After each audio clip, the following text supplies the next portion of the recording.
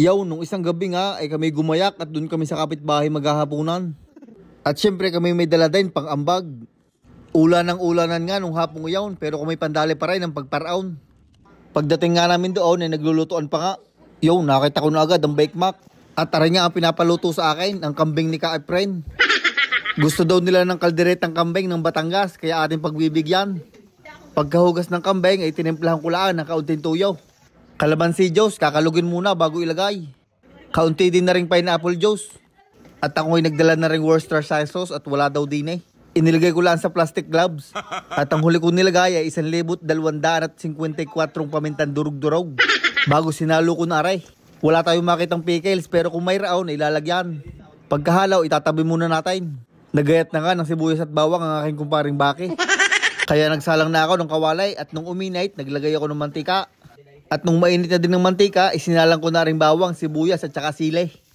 Akin lang rin gigisahin hanggang umalingasaw ang amoy. Yan nga pala ng aking kumparing si Baki, nakatakin pa.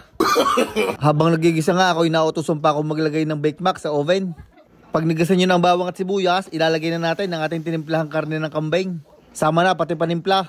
May star margarine pala din nga ngayon nilabas, maglalagay na din ako. At saka ring aswiti powder, ibubudbud ko na din pampakulay. Hinalo ko lang ng saglit bago tinakpan ni Baki.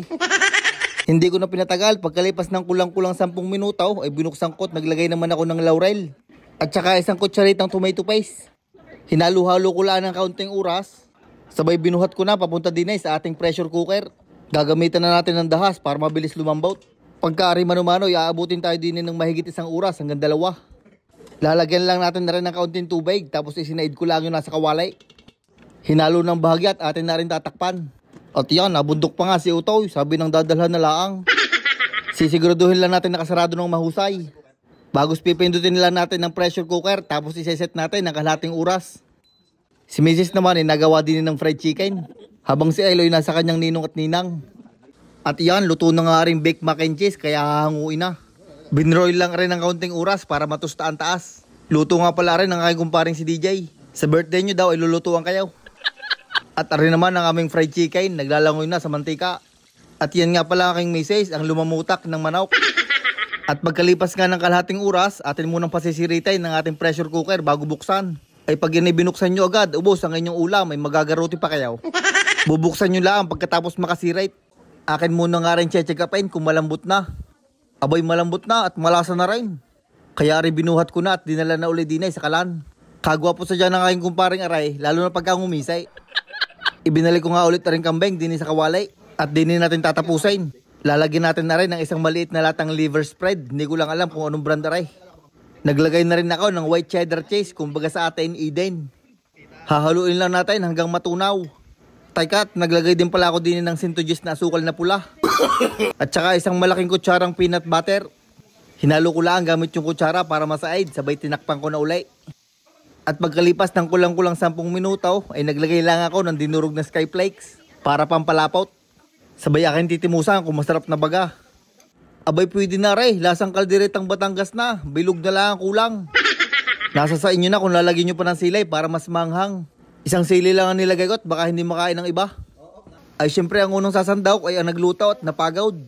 Maglalagay lang ako ng ilang pirasong karnay at maraming sarsa. At iyan ang sinasabi ko, ay kain na tayo.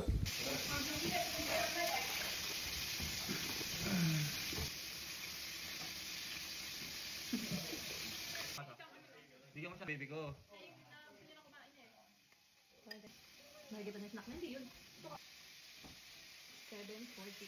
Kasarap sa dyan na rin kalderetang kambing.